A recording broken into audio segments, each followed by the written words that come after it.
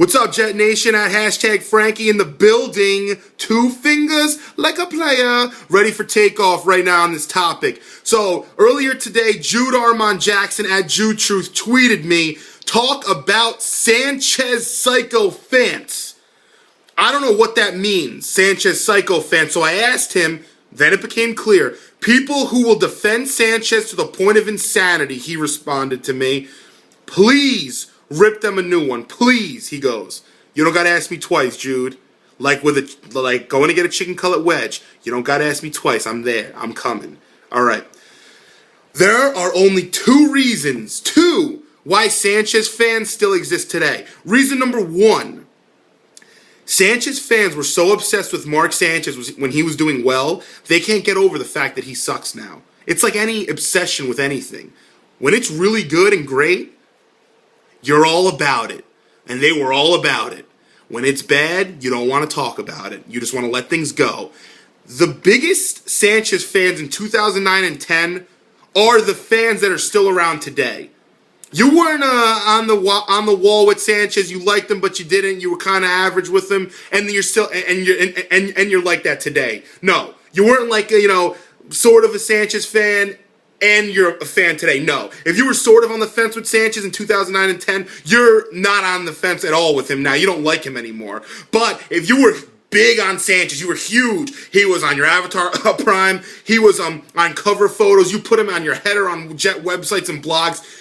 You're still sort of a fan. You're still hanging on to that. You know what I'm saying? That's reason number 1. Humans don't want to admit when they're wrong. Innately, you want to not admit that you were wrong because you don't want to be thought of as an idiot. You want to be accepted by the professional sports fan base of Jet fans, whatever that is. You want to be accepted by them that you're worthy and your opinion matters. And if you were going buck wild about Sanchez in 2009 and 10, you don't want to all of a sudden now admit, oh, he sucks. You still almost, it's this false confidence in the guy. Because, to be quite honest, you don't know if he's going to suck in the future. You have no idea. So why be all in, then be out, and then be back in potentially down the line? Screw it. You're just going to kind of be on the fence now about it. That's reason number 1 where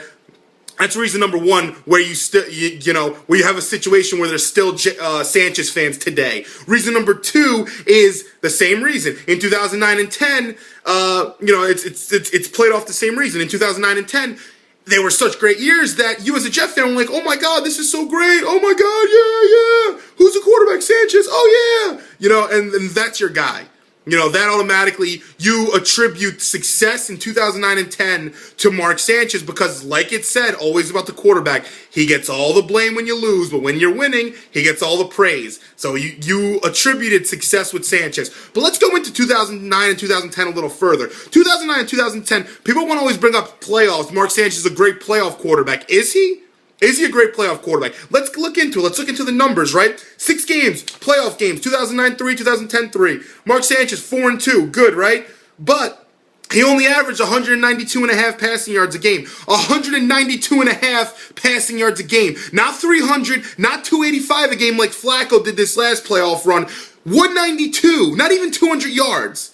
Okay, you're managing a game as a guy who had the number 1 rushing game in 2010, in 2009, and the number 4 rushing game in 2010, the number 3 defense in 2010, and the number 1 defense in 2009. You think that doesn't help out with a play-action game in a playoff situation where you could just play action and complete passes? And how easy is it to complete passes when you're going up against, let's go, the 11th, 12th, 18th, 30th, 13th ranked pass defenses? The best pass defense Sanchez played was against Cincinnati, the 6th, and he only threw 15 passes that game, completed 12 of them to his credit, but that's the reason why he had a 60.5 completion percentage. Take that game away, he might still be in the 50s in his 6 playoff games. It's not like this guy tore it up for 400 yards and had a 65% completion percentage. You had a guy who averaged 192.5 passing yards a game, 60.5 completion percentage. Come on, with a top 5 running game and defense. This guy didn't make his bread in the playoffs. He didn't. He played better than he did in the season. And in the season, he was below average and he sucked. In 2009 and 10, yes, he did. And in the playoffs, he was average both years. Let's just be quite honest. He managed the game the way he's supposed to. But he didn't play like a top 5 pick. That's just the reality of it, guys and gals. I'm not here sitting here like bashing the guy. I'm just being quite honest about it. Just get over the fact that he's not that good right now. He needs to prove himself. And now he's coming out, Mark Sanchez, saying, oh yeah, I'm playing great in the offseason. Are you? The other day I saw you win 9 of 19. You're still under 50%, bro. Come on, man. Let's just be quite honest about the situation. Sanchez fans, when you were on the bandwagon, you were really on the bandwagon. That's why you're kind of on the fence right now. And they all are kind of on the fence as Sanchez fans. They're right over. But me, who was never on the fence, because I knew what I was watching. We knew the guy wasn't that good. The defense, the specialty. In football, I was always told if you win 2 out of the 3 facets of the game, you will win. Special teams, offense, defense. If you win 2 of the 3, you will win. We always win special teams and defense in 2009 and 10. We always did. That's why we won. That's why. Because special teams and defense, we were better than the other teams.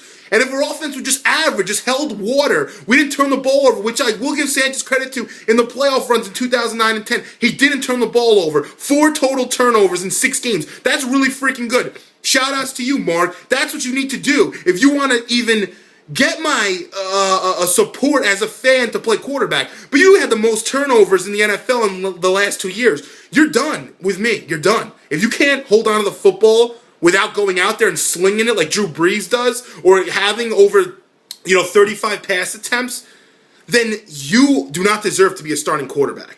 That's all I have to say. This rant went on for 6 minutes and 40 seconds. Shout outs to me at #Frankie on that. Yes, I give myself credit. I love you guys. Check me out on Flight 5 Live every Friday night, 7 p.m. Peace.